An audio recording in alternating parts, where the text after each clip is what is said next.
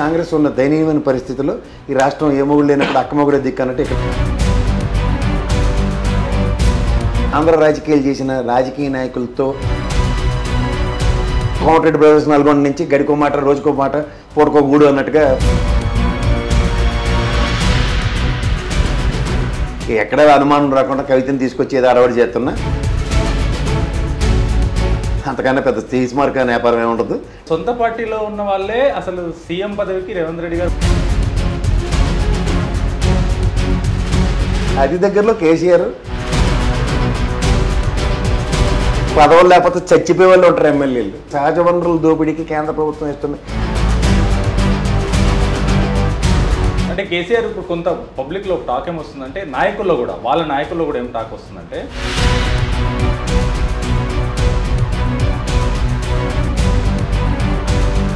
ఎంతసేపు అధిష్టాన డైరెక్షన్లో ఎల్కేజీ పిల్లల్ని స్కూల్లో జాయిన్ చేసినప్పుడు శత్రు దేశాన్ని కూడా ప్రేమించే మన దేశం కానీ ఇటు ఆపరేషన్ కాగా ఈ అజిత్ దోవల్ ఉన్నాడు మనకి నేషనల్ సెక్యూరిటీ ఆ పనికి మళ్ళీ పరిరక్షించడానికి ఈ వెట్లాచార సినిమాలు తీసుకుని అజిత్ దోవల్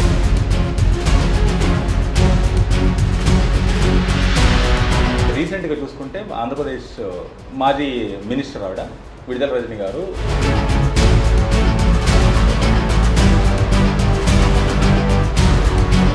అంత అడవాడు చేసి సిఐ గారు అరెస్ట్ చేసి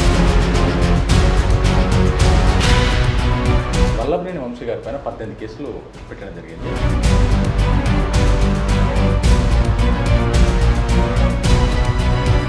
వాళ్ళు ఎలాంటి వాళ్ళు అంటే నిజంగా మిస్ వరల్డ్ కాంపిటీషన్లు ఎన్ని వేల కోట్లు పెట్టి చేయడము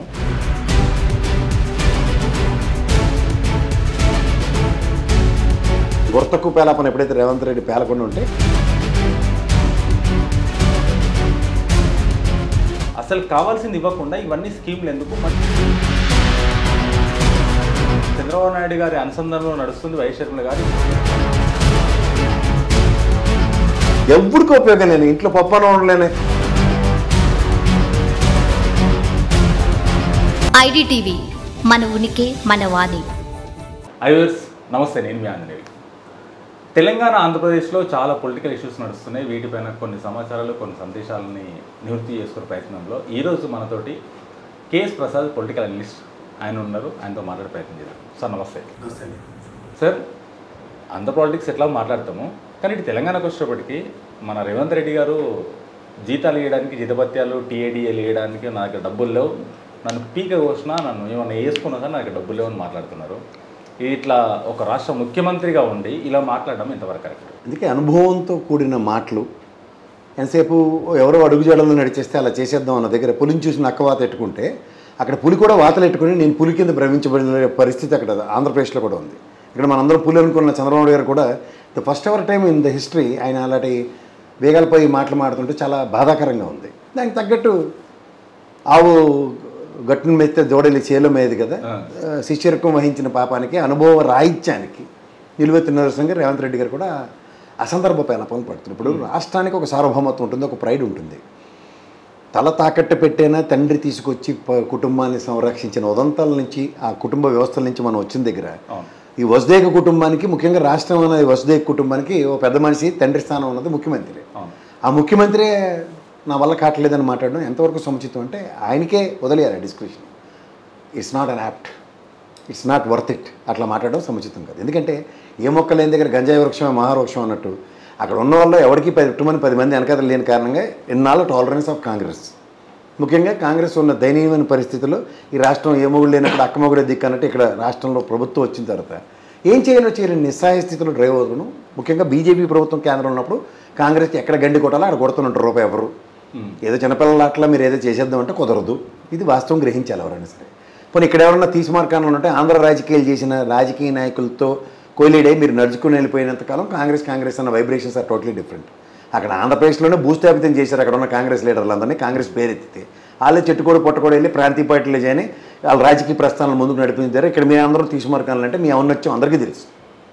పొన్నం ప్రభాకర్ గారు ఆ పార్లమెంట్లో కల్తీరి పడిపోయిన తర్వాత 10 సంవత్సరాలు పట్టింది ఆయన మళ్ళీ పునరుత్తేజం అవ్వడం. అవును. అది ప్రాక్టికల్ ఎగ్జాంపుల్. అవును సార్. అలా ఉత్తమ్ కుమార్ రెడ్డి గారు అండ్ ముఖ్యంగా కోమటిరెడ్డి బ్రదర్స్ నల్గొండ నుంచి గడికో మాట రోజుకో మాట పూటకో గూడు అన్నట్టుగా పార్టీలంబడి తిరిగి లాస్ట్కి గెలిచిన తర్వాత మేము తీసుమార్కాలంలో అంటే మేము మీరు కదా పైన ఉన్న మీ అధిష్టానమే భూతద్దాలు ఎట్టి చూస్తుంది.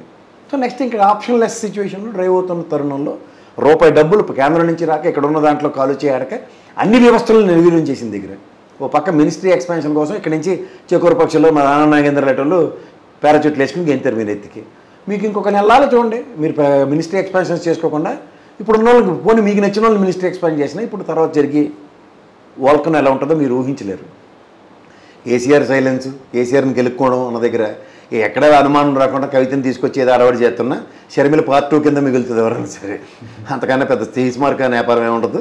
టైం బేస్డ్ కార్యక్రమం, దాని మీద అనవసరంగా చర్చనీయాంశాలు చేసుకుని సొంత పార్టీలో ఉన్న వాళ్ళే అసలు సీఎం పదవికి రేవంత్ రెడ్డి గారు పనికిరారు, అసలు ఇది కరెక్ట్ కాదు, మినిస్టరీస్ ఇప్పటిదాకా ఇవ్వలేదు, ఆయన దగ్గరనే పెట్టుకున్నాడు కొన్ని, దాంతోపాటు డబ్బులు ఇవ్వలేదు, జీతాలు ఇవ్వలేక, జీతభత్యాలు ఇవ్వలేకనే లిక్కర్ రేటు పెంచిండు అన్నట్టు వాళ్ళ సొంత పార్టీ మనుషులే మాట్లాడుతున్నారు. ఇది సార్ ఒకటి గుర్తుంచుకోండి, వాళ్ళు కూడా కొసర విషయాలే కానీ అసలు విషయాలు మాట్లాడట్లేదు.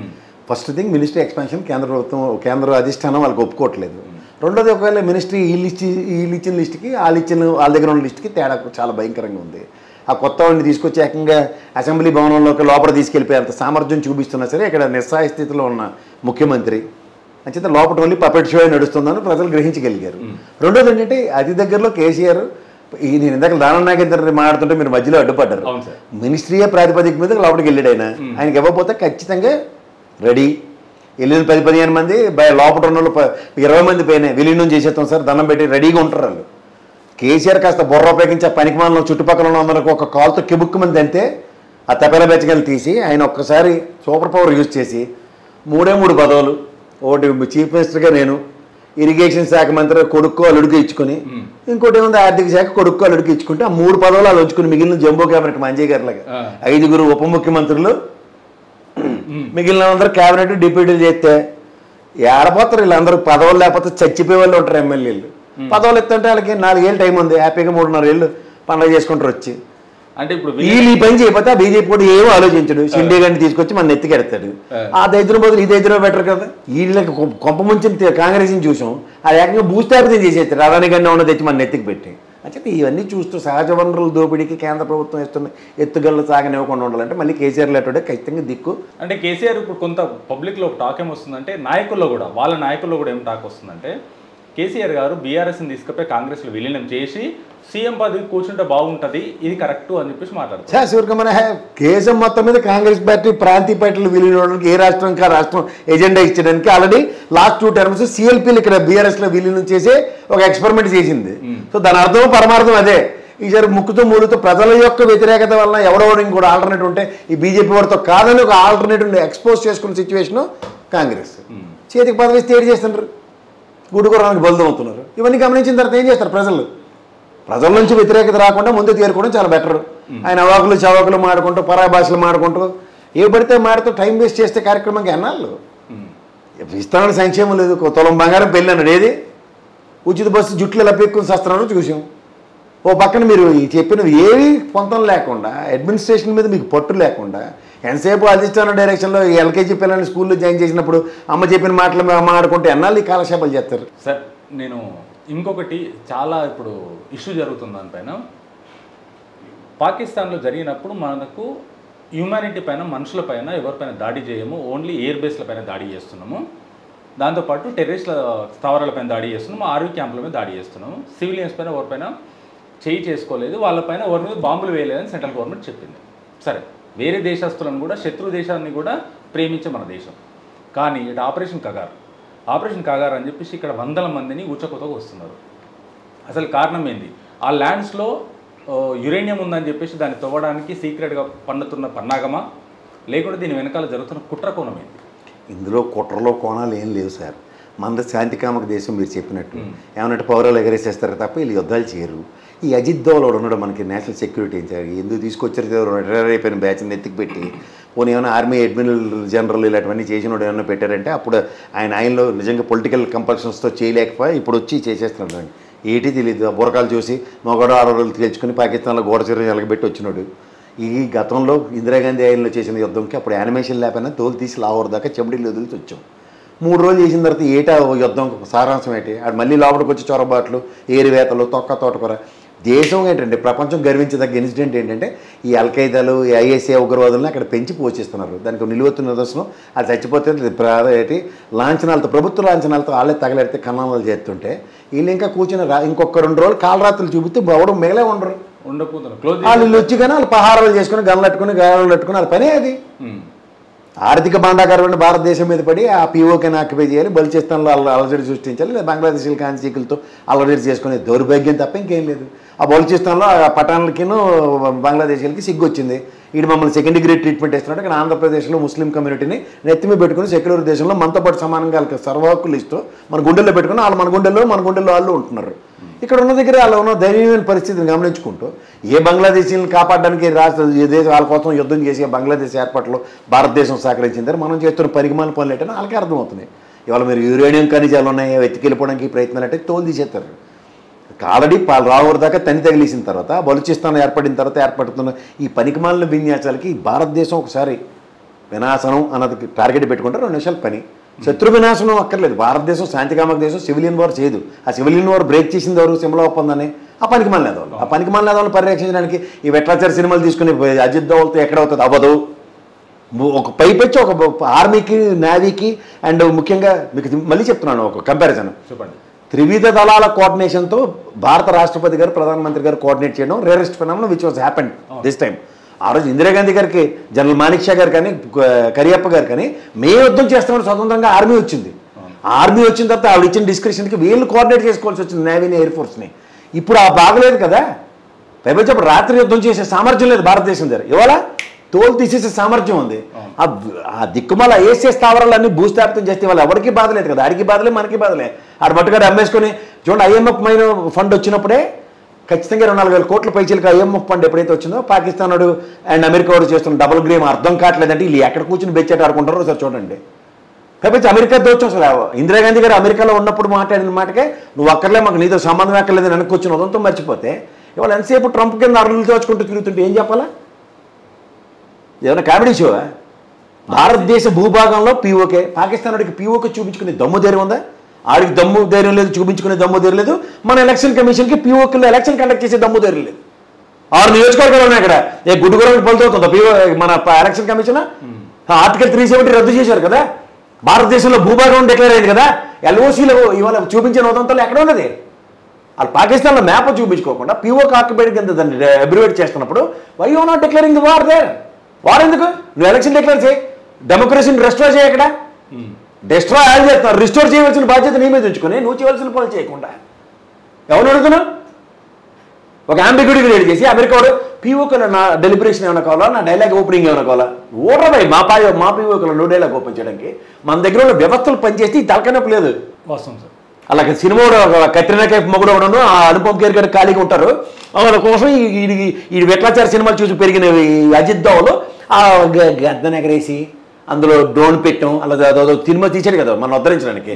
ఎంతకన్నా ముందు 100 సర్జికల్ స్ట్రైక్లు అయ్యాయి. వీళ్ళకి ఎంతసేపు ఎలివేషన్లా ప్రశాంత్ కిషోర్ గారు చెప్పిన ఎలివేషన్లు ఇచ్చుకుంటేనే కాలక్షేపాలు చేస్తున్నారు. దేశ సార్వభౌమత్వం దాన్ని పరిరక్షించడానికి వీళ్ళు చేస్తున్న యుద్ధాలు అందరూ ఇట్లని శత్రు వినాశనం ISI త్రూగా చేస్తున్న దగ్గర కూడా 3 రోజులు ఆపేశారు. ఒక రౌండ్ గట్టిగా వేసి వదిలిపెట్టుంటే తోలు తీస్తే పూర్తిగా తీయాలి సార్. సగం దగ్గర మళ్ళీ మా చుట్టాల జ్ఞాపకం వచ్చారంటే ఏం చేయాలా? కక్ష పెరిగిపోతుంది. అయితే చంపేసి ఆడు పని అది కదా సార్. వాడు గన్ను పట్టుకుని 5 లక్షలు తీసుకుని కుటుంబాన్ని త్యాగం చేసి మనల్ని చంపడానికి వస్తున్నాడు వాడు. ఆడు పని అదే. అట్లా వచ్చినప్పుడు కిలికితే ఏం లాభం సార్? తోలు మొత్తం కుబుసాలను తీయాలా సార్? అంతా చేసిన భారతదేశం కూడా, కానీ సెంట్రల్ గవర్నమెంట్ ఇక్కడ మన దగ్గర ఆపరేషన్ కగార్ అని చెప్పేసి నక్సలైట్స్ని చంపడము, అంటే వీళ్ళు కాల్పులు చేసుకోవడం, చంపడం. మీకు మళ్ళీ మీరు మాట చెప్పిన sir, operation Kagar, operation Sindoor, ఈ అజిత్ దోవల్ గారు ధర్మం అని, ఈ నరేంద్ర మోడీ గారి ధర్మం అని, ఇప్పుడున్న అమిత్ షా గారి ధర్మం అని, రాజ్నాథ్ సింగ్ ధర్మం. వీళ్ళు వచ్చిన కాడి నుంచి ఎప్పుడైనా సరే మనశ్శాంతి ఉందో, మన సైనికులు మనం చచ్చిపోవడమే కదా. పుల్వామా దాడి, మన పార్లమెంట్లో మన సైనికులు చనిపోవడమే కదా.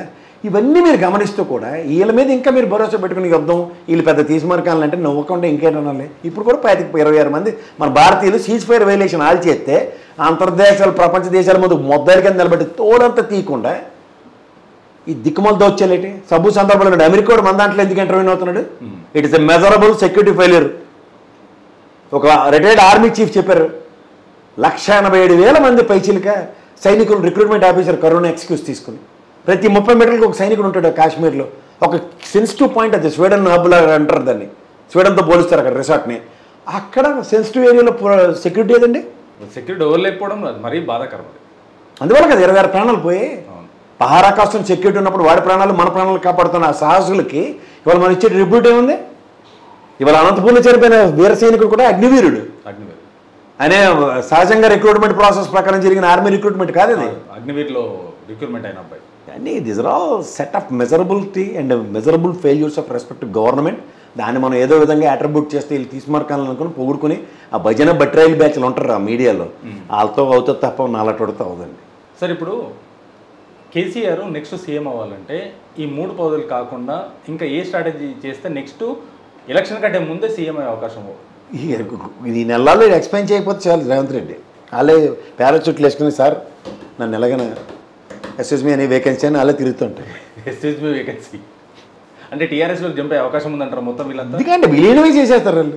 విలీనమే చేసేస్తారు. ఒక వీళ్ళు చేయకపోతే బీజేపీ రెడీగా షిండేని తీసుకొస్తాడు. ఆ షిండే రేవంత్ రెడ్డి అనే నేను ఆశ్చర్యపడ్డాను. కేంద్రంలో తీసేసారు అనుకుంటారు. రేవంత్ రెడ్డి ఖాళీగా ఉంటాడు. ఆయన పదవి లేకపోతే ఆయన పరమావధే ముఖ్యమంత్రి. ఓకే. అందులో గురుగారు అక్కడ ఎన్డీఏ కూటమిలో ఆయనే అంత మనిషి జహాపనాన్ రాజకీయాలు చేస్తుంటే మనోడు ఖాళీగా ఉంటాడు. గురు శిష్యుల అనుబంధం అంటారు అదేంటి? ఇందులో ఖచ్చితమైన అనుబంధం అదే. సరే ఇప్పుడు చూసుకుంటే ఆంధ్రప్రదేశ్లో మొన్న రీసెంట్గా చూసుకుంటే ఆంధ్రప్రదేశ్ మాజీ మినిస్టర్ ఆవిడ విడుదల రజని గారు పోలీసు వాళ్ళతో గొడవ. అంటే దాంట్లో వాళ్ళ మెయిన్ పిఏ కానీ అసిస్టెంట్ కానీ రైట్ హ్యాండ్ కానీ శ్రీకాంత్ అనే వ్యక్తిని కాపాడడానికి పోలీసు వాళ్ళతో గొడవ పడింది. కానీ ఆ శ్రీకాంత్ వెనకాల చాలా కుంభకోణం ఉంది, చాలా రకాలు జరుగుతుంది. అంత పోలీసు వాళ్ళతో అగ్రెసివ్గా ఉండి ఎఫ్ఐఆర్ ఫైల్ అయిన నిందితుడిని కాపాడడం ఎంతవరకు కరెక్ట్ అని చెప్పి మాట్లాడుతారు. చాలా బాగా చెప్పారు సార్. మీరు ఆ ఛానళ్ళు పేపర్లు బాగా చదువుతున్నట్టుగా ఉన్నారు. వాస్తవం చెప్పాలి. వాస్తవం నేనే చెప్తా. ఇప్పుడు ఒక మాట చెప్తా, చెప్పండి. అంత అడవాడు చేసి సీఏ గారు అరెస్ట్ చేసి తీసుకెళ్లారు, కారులో గుంజుకెళ్ళి ఆవిడ కారులో తీసుకెళ్లారు, సాధించారు. శవస్ మరి సాయంత్రం బెయిల్ ఎందుకు వచ్చింది? ఏం కేసులు పెట్టగలిగారు? అదే ఏం కేసులు పెట్టారు అన్నీ వాళ్ళు తేల్చుకోవాలి. కేసులు ఏందో అడవాడు చేస్తే పెళ్ళే కాకుండా బాధ్యాలు కొట్టరు అనుకోండి, ఏమవుతుంది? కేసు లేకుండా అరెస్ట్ అయితే పెళ్ళి అవ్వకుండా బాధ్యాలు కొడతారా? పెళ్ళి అయితేనే బాధ్యాలు కొడతారు కదా. బాధ్యాలు ఉన్నాయి కదా కొడితే జనాలు వచ్చి చెప్పులేస్తారు. జనాలు ఎందుకు వేస్తారు? ఎందుకు డిస్టర్బెన్స్ చేస్తున్నావు అని అడుగుతారు. అదే గౌరవం న్యాయస్థానం అడిగి ఆయనకి సాయంత్రం బెయిల్ ఇచ్చింది. అంతేనా? అంతే. దీనివల్ల సాధించింది ఏంటి, చచ్చింది ఏంటి, ఒదిగింది ఏంటి? టైం వేస్ట్ తప్ప, ఆర్గ్యుమెంట్ తప్ప. Is it the way? ఇప్పుడు మనం ఎక్కడ ఉన్నాం, ఏ కారులో వచ్చాం, ఏ కారులో వెళ్తున్నాం, ఎవరి కారులో ఉన్నారు, అలాంటి కొన్ని ప్రోటోకాల్స్ ఉంటాయి కదా, పాటించు. ఈ 41 year నోటీస్ ఇస్తున్నానమ్మా, ఈయన పోలీస్ స్టేషన్లో సబ్మిట్ చేయండి, ఇతని మీద అరెస్ట్ ఉంది, అప్పుడే ఇవ్వండి, తప్పే ఉంది, తీసుకెళ్ళండి, రైట్ ట్రయల్గా విచారణ చేయండి. ఇవ్వడం కాదంటాడే. ఇలా అంకుశం సినిమా చూసి రాజశేఖర్లో ఫీల్ అయిపోతే మనం ఏంటి చేస్తాం? పోలీస్ వ్యవస్థ ఎలా ఉంటుందంటే వాళ్ళకి ఇలా 2 చేతులు దండం పెట్టాలి, సహనానికి సంయమనానికి. ఎక్కడో ఒకళ్ళిద్దరు ఉంటారు పొలిటికల్ ఆస్పెక్ట్స్, వాళ్ళు గోరెంట్ల మాధవ్ అటువంటి. మన అనంతపూర్లో చూడండి, ఆ రాప్తాడు నియోజకవర్గంలో ఎస్ఐ గారు, ఇలాంటి వాళ్ళందరూ ఏంటంటే they are aspirations towards politics అన్నప్పుడు they need to prove certain facts. ఇప్పుడు చూడండి, లాస్ట్ టైం గోరెంట్ల మాధవ్ మేసం మీద చేసి జేసీ ప్రభాకర్ రెడ్డి గారి ఫ్యామిలీ మీద గెలిచి చూపించిన తర్వాత ఏమవుతుందంటే వీళ్ళలో కొంతమంది ఇలాంటి అంకుశం రామిరెడ్డిని తన రాజశేఖర్ బ్యాచ్ ఉంటారు. అలాంటి వాళ్ళు అలా ప్రభావితం అవుతుంటారు. అవన్నీ అలా చూసి టైంపాస్ కింద, ఎందుకంటే వాస్తవానికి దగ్గరగా ఏమైనా ఉంటాయి. ఇప్పుడు విడుదల రజని అరెస్ట్ చేస్తామంటే మరిది అన్న దగ్గర వీడు పెద్ద పెద్ద ఛానల్లో అంతా విడుదల రజని అరెస్ట్ వెనకేంద్ర మరిది అశ్వద్ధ మాత కుంజరలో రాసి అలా ఆనందపడే వాళ్ళ దగ్గర మనం ఏంటి చేయలేం. సరే, ఇప్పుడు వల్లభనేని వంశీ గారి పైన 18 కేసులు పెట్టడం జరిగింది. 18 కేసుల్లో 15 కేసులకు బెయిల్ వచ్చినా ఆల్మోస్ట్ ఒక 90 days నుంచి కోర్టులో పోలీస్ స్టేషన్లు ఇవే తిరుగుతున్నాడు వంశీ గారు. ఇప్పుడు ఇంకా 3 కేసులకు బెయిల్ వచ్చేది ఉంది, మళ్ళీ దాంట్లో తిరుగుతున్నాడు.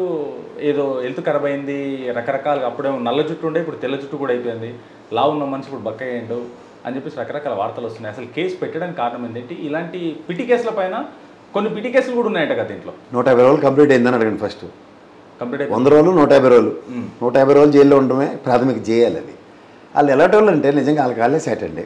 పరమానంద శిష్యులు కదా విన్నారు ఎప్పుడన్నాడు, కూర్చొని కొమ్మని అరుక్కున్నాడు.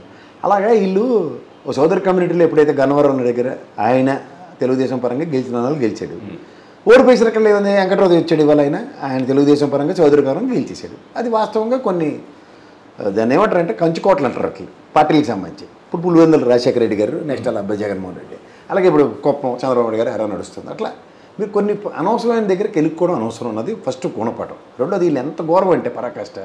తెలుగుదేశం వాళ్ళు తెలివితేటలు చూడండి. ఆయన మీద హనుమాన్ జంక్షన్లో ఎక్కడో ఇల్లు పట్టాలు పెంచట అన్నీ బోగస్ ఇచ్చాడు అన్నాడు. ఎవరు అయినరా బాబు అంటే తెలుగుదేశం అయింది అని. మీరు అప్పుడేమైనా గుడ్డుగూరని పలుతుంటారా అంటే మీ ప్రభుత్వంలో మీరు చేసేసిన తప్పులైనా సరే ప్రజలందరూ భరించాలి. ఎందుకు మీరు కొమ్ము కాస్తే ఆ లెక్కలో ఉంటుంది. ఇప్పుడు మీరు కాదన్నప్పుడు వాడు నావాడు కాదన్న పాట మొదలనగానే దాని సారాంశం తాత్పర్యం టీకా తాత్పర్యాలు అన్నీ మారిపోతున్నాయా? Is it the way? Do you call it is a good governance? Good గవర్నెన్స్లో తన మన భేదాలు లేకుండా ఒక ముఖ్యమంత్రి చైర్లో ఉన్నప్పుడు ఈ పొరపాట్లు జరిగినప్పుడు అప్పుడే డిసిప్లిన్ రియాక్షన్ చేసుకుని సస్పెండ్ చేసింటే పార్టీలోంచి మెయిన్ అసలు రీజన్ ఇది. ఓకే మీరు చెప్పింది కాదు. ఈ రీజన్స్ని ఇప్పుడు అట్రిబ్యూట్ చేస్తే వల్లభనేని వంశీ మీద పెట్టిన కేసులన్నీ ఏవైనా తీసుకోండి. ఆయన ఎలగబెట్టిందంతా ఎమ్మెల్యేగిరి అంతా తెలుగుదేశంలోనే కదా. ఈసారి అయితే గుండు గించి ఇంట్లో కూర్చోబెట్టారు కదా వైఎస్ఆర్సీపీ పరంగా. అవును కదా. ఇప్పుడు ఆరోగ్య పరిస్థితి రోజు రంగు వేసుకుని నా వయసు ఎంతండి 56 ఏళ్ళు, నాకు తెల్లగడ్డ ఉంది, నేను రంగు వేసుకుని రోజు కనపడ్డాను అనుకోండి, రంగు తీసేస్తే ఇప్పుడు ఎవరికైనా నల్లగా జుత్తుంటే నల్ల గడ్డ ఉన్నట్టు కుర్రలాగా ఉంటారు. ముసలి అంటే ఇప్పుడు మురళీమోహన్ ఉంటాడు చూడండి, అనుమానం మొగుడు 150 సినిమాలు నటించాడు ఉద్ధరించడానికి. అన్నీ అనుమానమే. హీరోయిన్ ప్రేమించడం, తర్వాత జయమాలితో జ్యోతిలక్ష్మితో డ్యాన్స్, లాస్ట్కి కాళ్ళు పెట్టుకుని బతిమాడడం. ఇప్పుడు రంగు వేయడం మానేసాడు. ఏమైంది? వయసు ఎంతో చెప్తున్నారు ఇప్పుడు అందరూ 80 పైన ఉన్నాయి, 90 ఉన్నాయి, 80. ముందు ఏంటంటే కుర్రలాగా ఉన్నాడు, వయసే తెలియదు, అది సేమ్ అంతే. ఎవరికైనా శవరం అయితేనే కానీ వివరం తెలియదండి. జైల్లో ఉంటే లోపల ఎలా ఉంటుందంటే అది ఒక కర్మాగారం. ఎలా అంటే మనుషుల్లో పరివర్తన తీసుకొచ్చేది. వాస్తవానికి రంగులు వేసుకొని జిమ్ములు చేసి పచ్చగా బ్రహ్మాండంగా కోళ్ళు మేకలు తిని బతికే బయట బతుక్కి అక్కడ బతుక్కి చాలా డిఫరెంట్ ఉంటుంది. ఆ డిఫరెన్స్లో ఎలా ఉంటుందంటే ప్రతి మనిషి పరివర్తన చెందుతాడు. అందుకే జైలు శిక్ష అన్నది మనుషుల్లో చాలామందికి గుణపాఠాలు నేర్పుతాయి. దానికోసమే జైల్లో పెడతారు. ఉత్తనే పెట్టి ఆయన మీద ఏదో రివెంజ్ యాటిట్యూడ్లతో కాదు. పరివర్తన ఉన్నది నోరు దురుసులు ఇవన్నీ తగ్గాలనే చేస్తారు, అంతకని ఇంకెట్లేదు. సరే ఇలా ఉంటే జీతాలు ఇవ్వడానికి తెలంగాణ గవర్నమెంట్కి వస్తే జీతాలు ఇవ్వడానికి డబ్బులు లేవు, నన్ను కోసుకున్నా, నన్ను ఏమైనా చేసుకుని డబ్బులు లేవు అన్న మనిషి అందల పోటీలు అని చెప్పేసి ఫ్యాషన్ షోలు, వరల్డ్ మిస్ వరల్డ్ కాంపిటీషన్లు ఎన్ని వేల కోట్లు పెట్టి చేయడము ఎంతవరకు కరెక్టు? ఇది ఎవరిని ఉద్ధరించడానికి, దీనివల్ల వచ్చే లాభం ఏంటి రాష్ట్రానికి? యాన్సిలరీ అన్నది ఎప్పుడైతే జరుగుతుందో అన్న దగ్గర కొన్నిటికి ఇంటర్నేషనల్ ఈవెంట్స్ కొన్ని ఉంటాయి సార్, అవి రాష్ట్రానికి ప్రైడ్ కింద చూడాలి. దాని బదులు ఈ బొర్తకు పేలాపన ఎప్పుడైతే రేవంత్ రెడ్డి పేలకుండా ఉంటే ఖచ్చితంగా దానికి ఒక మైలేజ్ వచ్చిందని. Conducting A international event is not an ordinary thing, it's a pride to Hyderabad and pride to Telangana state also. So అట్లాంటివి చేస్తున్నప్పుడు ఏంటంటే మనం కొంచెం ఏపరాలు అవన్నీ ఎక్స్పీరియన్స్తో వస్తాయి. ఒక రెస్పెక్టివ్ చైర్లో కూర్చున్నప్పుడు ఎక్స్పీరియన్స్ గెయిన్ చేయడం అనేది చాలా ఇంపార్టెంట్. ఒక నోరు జారనేల, అడుసు తొక్కనేల, నోరు జారనేల ఇలాంటివన్నీ ఉంటాయి కదా. సో అట్లా తెలుసో తెలియకో మాట మాట్లాడాడు. దాని రెప్రికేషన్స్ కాన్సిక్వెన్సెస్లో జర్నలిస్టులు ఈరోజు ఉన్నట్లు కోడిగుడ్డు మీద వెంట్రుకలు పేకడంలో స్పెషలిస్ట్. ఇప్పుడు ఫలక్నామా ఫేసలో పప్పానాలు ఎట్టాడు, అవి 1 లక్ష రూపాయలు అట్ట ఏవో లెక్కలు చెప్తున్నాడు. ఇవన్నీ ఎవరు సమానం చెప్పుకోవాలి? ఆయనే కూర్చొని సమానం చెప్పుకోవాలి. తీరు కూర్చుని తారలాడిందని అనవసరం అసందర్భ పేలాపలు పేలితే ఎవడేటి చేయగలరు? దానికన్నా ముందు ఆ పొల్లు మాట మాట్లాడకుండా ఉంటే ఎవరు అడుగుతారు? జీతాలు ఇవ్వకుండా చాలా డిపార్ట్మెంట్లు చాలా రోజులు బట్టి ఆంధ్రప్రదేశ్లో ఉన్నాయి, ఇక్కడ ఉన్నాయి, దేశం మొత్తం చాలా రాష్ట్రాల్లో కూడా ఉన్నాయి. అక్కడ గుప్పుడు మూయినంత కానీ తెరిస్తే కుటుంబం అంటే ఎలా ఉంటుంది? గుప్పుడు మూసి ఉంటుంది. అలాగే రాష్ట్ర ముఖ్యమంత్రి కూడా ఇలా ఖజానా విషయంలో అట్లే ఇలా ఉండాలి. అంతేకాని నాదే డబ్బులు నన్ను ముట్టుకోకు, నాకేటి తెలియదు, తూచి అని అభిలాషల మామూలు నాకు తెలియదంటే మాత్రం కుదరదు. కేసీఆర్ లక్షల కోట్లు తెచ్చినా పక్కోడు కూడా తెలియదు. అది ఎందుకు తెచ్చడం తెలియదు, ఏం చేసేది తెలియదు. అలా ఉండాలి ప్రభుత్వం అంటే. ఎవరికి కష్టం వచ్చినప్పుడు మాట్లాడినప్పుడు మాట్లాడాలి. కష్టమే తెలియకుండా పెరిగిన దగ్గర కష్టాలు తెలియజెప్తా ఉంటే కుదరదు కదా. డిసిప్లిన్ ఎప్పుడు పెట్టాలి? పుట్టిన కాడి నుంచి పెట్టాలి. ఇప్పుడు రాష్ట్రం ఏర్పడి 11 ఏళ్ళు దాటి 12 ఏళ్ళు వస్తుంటే ఇప్పుడు నేను డిసిప్లిన్లో పెడుతుంటే ఎక్కడవుతుంది? ఒకే వంగంది మోనే వంగున అన్న దగ్గర రాష్ట్రానికి ఒక పద్ధతి అలవాటు చేశారు, రైతు బంధువులు ఇలాంటివన్నీ. అవన్నీ ఉన్నప్పుడు ఆ సక్రమైన మార్గంలో నడుతున్నట్లు అంటే కెలికి కోతిబుడ్డును బ్రహ్మరాక్షస్ చేస్తే ఎవడేటి చేస్తాడు? సార్ ఇప్పుడు ఏ రాష్ట్రం మనం తీసుకోండి సార్, మన తెలంగాణ గవర్నమెంట్ తీసుకుందాం. ఎలక్షన్లోకి ఇప్పుడు కాంగ్రెస్ వచ్చే ముందు మేము ఈ పథకాలు ఇస్తాం, ఆ పథకాలు ఇస్తాం, పథకాలు రకరకాలుగా పెట్టారు. అసలు కామన్ మ్యాన్కు కావాల్సింది వైద్య, విద్య, ఆరోగ్యం, గృహము, జాబ్ చేసుకోవడానికి ఉద్యోగం. ఇవి ఇవ్వకుండా ఈ అడ్డమైనవన్నీ ఇవ్వడానికి వీళ్ళ ఇంట్లో డబ్బిస్తున్నారా? అసలు కావాల్సింది ఇవ్వకుండా ఇవన్నీ స్కీమ్లు ఎందుకు? మనిషి సోమరిపోతు తయారు చేయడం ఎందుకు? వీళ్ళ స్ట్రాటజీ ఏముంటుంది వెనకాల? సరే వీళ్ళు ఇచ్చేసిన డబ్బులతో మనుషులు సోమరిపోతలు అయిపోతున్నారంటే నవ్వుపోతున్నాడు సరే. మీకు మళ్ళీ చెప్తున్నా, ఓవరాల్గా ఈవెన్ పెన్షన్ కూడా అబోవ్ 60 ఇయర్స్ వాళ్ళకి ఇచ్చే పెన్షన్ సో ఎవరిని సోమరముఖులు చేసి ఏ పథకాలు ఇచ్చి స్థిరపడిపోతున్నారు? రైతులకి ఖరీఫ్ రబీ సీజన్లో ఆపన్నహస్తం కింద ఇస్తున్నారు. వాళ్ళ కష్టాలకి అద్దుపద్దు లేదు. మీరు బాటా చెప్పులు కొన్నా దాని మీద రేటు ఉంటుంది, మందు మీరు తాగే మందు మీద రేటు ఫిక్స్డ్ ఉంటుంది. ఏమి చేసిన దౌర్భాగ్యానికో తెలియదు. రైతు వెతల్లో రైతుల కష్టాలు తీర్చలేనిది ఓన్లీ ప్రభుత్వాలే. వాడికి ఏమైనా ఫిక్స్డ్ రేట్ ఉంది ఈరోజు? వాడు ఏ భరోసాతో పండిస్తాడు పాపం పంట? వీళ్ళు పనికిమాల దిక్కుమాల దైద్రగొట్ట కుటీల రాజకీయాలకి బలవుతుంది రైతులు. అలాగే ప్రజలు కూడా సామాన్యులకి ప్రజాప్రభుత్వాల్లో ప్రజాస్వామ్యంలో బైర్ మినిమం విద్య వైద్య ఆరోగ్యం ఉన్నది. లగ్జరీ ఏంటంటే ఇల్లు. అదేంటంటే ఓవర్ పీరియడ్ ఆఫ్ టైం ప్రతి ఒక్కరికి ఇల్లు ఉండాలన్నది శాశ్వత పథకం కింద ప్రభుత్వాలు తీసుకుంటున్న పునరావాస కార్యక్రమాలు అవి.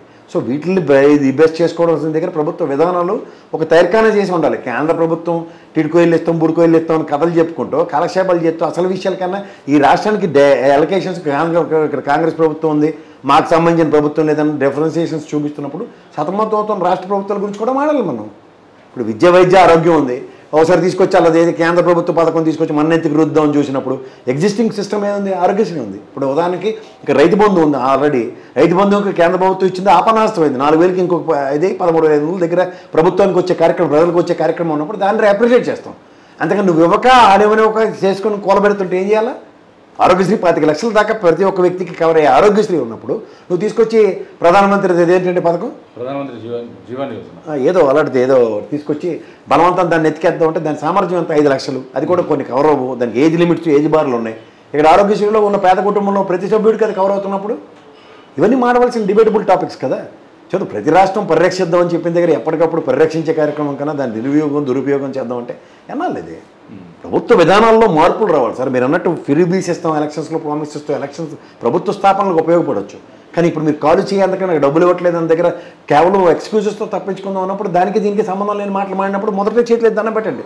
తప్పు జరిగింది, నేను అనవసరమైన అబద్ధ హామీలు ఇచ్చి చేశాను, but I do my best as a good governance. మీరు అన్నట్టు విద్య వైద్య ఆరోగ్యానికి సంబంధించిన దాంట్లో 100% ఎంఫసైజ్ చేస్తాను. ఈ 5 సంవత్సరాల టెన్యూర్లో వీటినే ఫోకస్ చేసి మీకు దీంట్లో ఒక మచ్చరానే కూడా నేను కాపాడుకుంటాను నా రాష్ట్రం అని చెప్తే ఎవరు కాదంటాడు? ఇంకా ఎందుకు పౌరుషాలకు పోయి ఎవరినో ధరిస్తారు మీరు? అంతే కదా. రూపాయి ఎంత వస్తుందో, రూపాయి రాకపోక ప్రాథమిక అవగాహన లేకుండా ప్రభుత్వ స్థాపనలు జరిగితే నవ్విపోతున్నాడు అన్న. ఇప్పటికైనా ఏం లేదు. తప్పు చేసినప్పుడు ఎప్పుడైనా మానవ సహజం, తప్పులు సరిదిద్దుకోవడం ప్రజలకి ఇవ్వాల్సిన ఆప్షన్. నేను చెప్పిన బూటకు ప్రామిసెస్ క్షమించండి. And fourth, I focus more on education, health and primary సెక్టర్లో మీకు కేంద్ర ప్రభుత్వం సమన్వయపరుచుకుని టిడ్కో ఇల్లు, బుడ్కో ఇల్లు, ఆయనైతే 2 బెడ్రూములు ఇల్లు కట్టిస్తారని నా వల్ల కాదు. అది ప్రస్తుతానికి ఇల్లు లేనివాడికి ఇల్లు ఇచ్చే కార్యక్రమానికి నా పద్ధతి నేను ప్రవర్తిస్తాను. అంతేగాని ఏవో అనవసరమైన బూటకు హామీలు ఇచ్చి అది కాలు చేయందుక ఎన్నాళ్ళు ఈ కాలక్షేపాలు చేస్తారు ఈ ప్రజాస్వామ్యంలో? చాలా ఇప్పటిదాకా పుట్టిన కాడి నుంచి ఇంటున్నాను భారతదేశం అభివృద్ధి చెందుతూ ఉన్న దేశం అని. ఇది కాదు కదా మాకు కావాల్సింది. అభివృద్ధి ఎవరు చేయిస్తాడన్న దాని మీద కదా ప్రజాప్రభుత్వం మార్పులు జరుగుతున్నాయి. అదే వంత పాటలు పాడుకొని అదే పనికిమాల మాటలు మాడుకుంటే ఎన్నాళ్ళు కాలక్షేపాలు చేస్తారు? చాలు, వీటికి చర్మగీతం పాడండి. రాబోయే రోజుల్లో కొత్త విధానాలకి కొత్త పందాలకి మీ వల్ల కాదు, ఎలా అర్థమైపోయింది. ఉన్నదాన్ని ఎలా కాపాడాలి, ఎలా రిస్టోర్ చేయాలన్న దాని మీద ఫోకస్ చేయండి. అప్పుడే దేశ పురోగతి ఆటోమేటిక్గా సంతరించుకుంటుంది. అంతే కదా. విజయసాయి రెడ్డి గారి పరిస్థితి ఏంటి సార్? ఇప్పటిదాకా మళ్ళీ ఎలాంటి అంగు ఆర్భాటాలు లేకుండా ఇప్పటివరకు ఏ నామరూపాలు లేకుండా చచ్చిపడిపోయింది విజయసాయి రెడ్డి గారి ఇష్యూ. ఎంత చచ్చిపడిపోయింది? హ్యాపీగా తప్పించుకున్నాడు ధన్యుడి సొంతి అన్న సొంతి శతకంకి అర్థం పరమార్థం ఈరోజు ఆంధ్రప్రదేశ్ రాష్ట్రంలో ఎవరు అడిగినా విజయసాయి రెడ్డి గారి పేరే చెప్తారు. ఎందుకంటే మీరు హ్యాపీగా చూడండి, లేని లిక్కర్ స్కామ్ని సృష్టించగలిగిన సృష్టికర్త. ఎందుకంటే ఢిల్లీ లిక్కర్ స్కామ్లో రూపాయి దొరకలేదని ఈడీ తలబాదుకుంటుంటే క్లూ ఇచ్చి కసిరెడ్డి గారికి 100 కోట్లు నేనే ఇచ్చానని చెప్పి ఈడీని కూడా ఎన్రోల్ చేయించేంత సామర్థ్యం. రెండోది ఏ3గా సంస్థలు ఎదుర్కొంటున్న సమయంలో పక్క తప్పుకుని విట్నెస్ ప్రొసీడింగ్స్తో హ్యాపీగా తగిలించి తమాషా చూస్తున్న సామర్థ్యంలో విజయసాయి రెడ్డి. దానికి తృణప్రాయంగా ఆయన వదిలేసిన కేంద్ర ప్రభుత్వంలో ఉన్న ఎంపీ పదవిని వదులుకుంటే ఎంత హ్యాపీగా ఉంటారో చూడండి. వాళ్ళ కోర్ట్ ఆపరేషను దానికి తగ్గట్టు మీరు అన్నట్టు వెన్నుపోటు రాజకీయాల మీద 10 సార్లు అబండాలు మోసిన తెలుగుదేశానికి ఫస్ట్ టైం వెన్నుపోటు విజయసాయి రెడ్డి లెట్టుడు లోపల ఉన్నాడు పొడితే ఎలాగుంటుందో చూపిస్తుంది సినిమా. అంతకని ఇంకేం కావాలి? Presence of person make sense అన్న దగ్గర without presence also is making sense to the AP politics. That's what Vijayasai Reddy. కమ్మను కూడా చాటి అకౌంటెంట్ గోవిందప్పని కూడా సీన్లోకి లైమ్ లైట్లోకి తీసుకురాగలిగాడు కదా. ఎక్కడో ఇంటర్నేషనల్ కంపెనీలు పెట్టుకుని ఏదో ఆయన పైన చేసుకున్నారు దగ్గర సీఏ పెట్టినట్లో ఉన్న కూడా లాక్కొచ్చి భారతీయ సిమెంట్లో డైరెక్టర్ అయిన పాపానికి కూడా దీంట్లో అభియోగాలు మోపుకొని అక్కడికి ఎంత బతికి ఈ లెక్కర్ల కమిషన్లు తీసుకోవాలి. వీళ్ళు కూడా దానికి తగ్గట్టు ఈ మేధా సంపత్తి మేధా పార్కర్ గారు పిల్లలే ఉన్నట్టు కూడా కేసు పెట్టిన వాళ్ళు. ఎందుకంటే అంత మేధా సంపత్తిని ప్రదర్శించారంటే బ్రాండ్లు అమ్మకుండా నిరోధించినందుకు గోవిందప్పకి కమిషన్లు వచ్చాయి. ఎవడన్నా బ్రాండ్లు అమ్మంటే అది ఆల్రెడీ కమిషన్ ఇస్తాడు, ఇంకో 5% 10% ఎక్స్ట్రా పిసికేటరా బాబు అంటే అర్థం ఉంటుంది. బ్రాండ్లు అమ్మకుండా నిర్వహించడానికి కమిషన్ పోయింది తప్ప కంటేనే ఇంకా కామెడీకి పరాకష్టాలు లెక్కర్ కేసులో. మీరు జర్నలిస్ట్గా చెప్పండి సార్ ఒకటి, చెప్పండి సార్. ఎప్పుడైనా రిమాండ్ ఎన్ని రోజులకి ఎత్తారండి బేర్ మినిమం? అంటే కేసుని బట్టి ఏ కేసు అయినా మీరు చదివింది మీరు చూసింది 1 అవర్లో వస్తుంది, హాఫ్ డేలో వస్తుంది, 1 డేలో వస్తుంది. రిమాండ్ గౌరవ జడ్జి గారు ఎన్ని రోజులు ఇస్తారు? మీరు బెయిల్ గురించి చెప్తున్నారు, రిమాండ్ గురించి చెప్తున్నారు. రిమాండ్ 15 రోజులు ఇస్తారు, 13 రోజులు ఇస్తారు, 21 రోజులు ఇస్తారు. 21 రోజులు ఇస్తారు. 3 రోజులు ఇచ్చిన కామెడీ ఎప్పుడైనా చూసారా? 3 రోజులు చాలా తక్కువ. మినిమం 10 రోజులు అనేది 1 వీక్ అనేది 7 రోజులు, 14 రోజులు, 21 రోజులు. 21 రోజు. ఇది వెరైటీగా కామెడీగా 3 రోజులకి ఇచ్చారు. ఎవరికి? ఓఎస్డి కృష్ణమోహన్ కి, ధనంజయ రెడ్డికి. చూసుకోండి మీరు. ఓఎస్డి కృష్ణమోహన్ రెడ్డి అరెస్ట్ ఏంటంటే అలా పి శ్రీనివాస్ అమెరికా పారిపోయి చంద్రబాబు గారి పిఏ, మీరైతే నేను ప్రభుత్వం లేకపోయినా ఏమీ చేయలేకపోయారు, నేను ప్రభుత్వంలో ఉండి మీ ఓఎస్డిని మీరు అరెస్ట్ చేయగలరు అంటే చూడండి 6 నెలలు. దానికి ఎక్కడ లింక్ పెట్టారంటే అలా మోనికా బేడిది ఏంటి పాస్పోర్టు, ఈ ఆంజనేయులు సిఎస్ ఆంజనేయులు అప్పుడు ఎస్పీ అట. తలా తోక ఉంటుందంటే ఎవడన్నా పాస్పోర్ట్ ఎప్పుడైనా చేసినప్పుడు దుబాయ్లో నాకు దావూద్ ఇబ్రహీం గారితో పెళ్ళి అవుద్ది, నాకు ఇప్పుడు పాస్పోర్ట్ ఇవ్వడం అడుగుతారా? అది సినిమా హీరోయిన్ మా ఎడమో వేసుకుని ఇక్కడ తగలడి హీరోయిన్ ఎలగబెట్టినప్పుడే మోటో పాస్పోర్ట్ ఇక్కడ విదేశాల్లో షూటింగ్ తీసుకెళ్ళి తగలాడతారు కాబట్టి. ఆ తర్వాత అది పనికిమాలిన పనులు చేసింది కాబట్టి దానికి ఎత్తుకో దేశంలో ఒకటి రెడ్ కార్నర్ నోటీసులు ఇవన్నీ ఉన్నాయి. ఆ పాస్పోర్ట్ ఇప్పుడు ఎంఆర్ఓగా చేశాడట. ఇది తత్కాల్లో పాస్పోర్ట్కి రికమెండేషన్ ఇచ్చాడని ఈ 2 కలిపి అలా పచ్చళ్ళు అమ్ముకునేవాడు. అది జర్నలిస్ట్ అయితే ఎలా ఉంటుంది, అందరూ ఇంకుతో కలంతో ఇంకు రాస్తారు, ఏది జర్నలిజం విలువలు ఉన్నాడు. ఆడేటి చేస్తాడంటే పచ్చళ్ళు పెట్టుకున్నాడు, నూనె మిగులు తెచ్చోండి, ఆ నూనెతో రాసే జిడ్డు రాతలకి ఇలాగే ఉంటుంది. అది వాళ్ళ పేపర్ బ్యాన్ రైట్ మా పైనకి మానస అత్తగాడు. వీళ్ళకి ఎందుకు పనికిరాని సినిమా హీరోయిన్లు పట్టుకొచ్చి మన ఎత్తికి పెట్టి రాజకీయాలు చేసేద్దాం అనుకున్న ప్రయత్నాల్లో ఆ కాదంబరనత్వం అని ఇప్పుడేమో మోనికా బేడి. ఇంకా ఎవరైనా ఉంటే చూడండి అలా తోగుంటారు. మన దగ్గర కూడా మిస్ అయిపోయింది, దాన్ని కూడా తీసుకొని దరిద్రం అనుకోండి. సార్ ఇంకొక విషయము, ఏదేం జరిగినా సరే తగుదునమ్మ అని చెప్పేసి వచ్చే వ్యక్తి వైఎస్ షర్మిల గారు. కానీ ఇప్పుడు చంద్రబాబు నాయుడు గారికి భయపడి ఆమె చంద్రబాబు నాయుడు గారి అనుసంధానంలో నడుస్తుంది వైఎస్ షర్మిల గారు, ఇప్పటివరకు ఈ విషయంలో మాట్లాడట్లేదు అని చెప్పేసి కొన్ని వర్గాలు మాట్లాడుతున్నాయి. దీనిపైన మీరేమంటారు?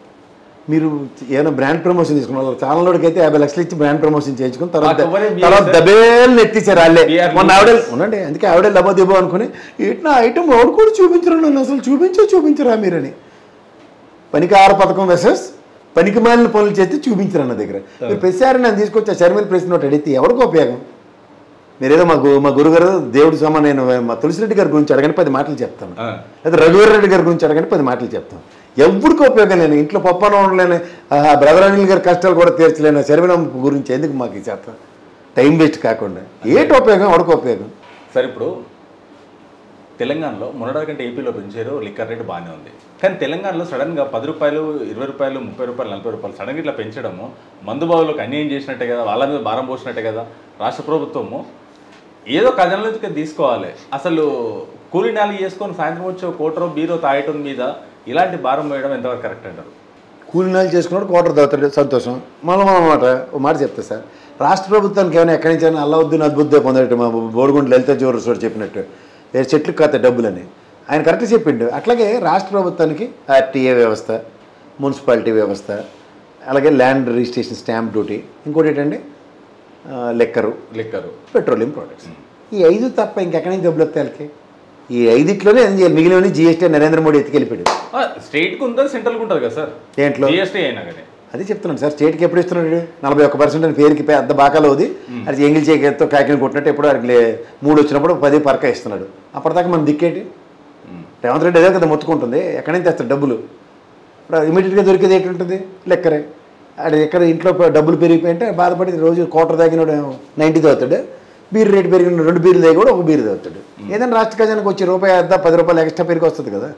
మీకు ఎప్పుడు నేను ఒక ఎగ్జాంపుల్ చెప్తుంటాను. చంద్రబాబు ప్రదర్శుడు పొద్దు నుంచి చెట్రెత్తి వచ్చిన వాళ్ళకి అందరికీ సమాధానాలు చెప్పి నానా సాగుస్ వస్తూ ఉంటాడు. ఆడికి రాత్రి చూస్తే 1,00,000 రూపాయలు ఖజానా ఉంటుంది ఏది కౌంటర్.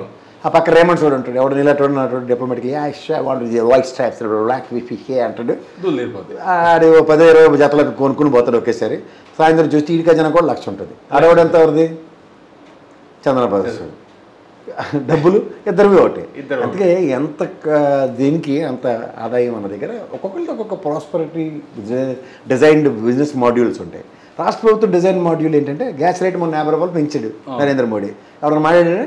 దాని మీద మాత్రం డిబేట్ అంటాడు. ఇక్కడ లెక్కర్ రేట్ పెంచి కానీ మాత్రం రేవంత్ రెడ్డి మీద అక్కడ చంద్రబాబు నాయుడు మీద లవోదిబోని పడిపోతారు. Thank you sir, thank you very much.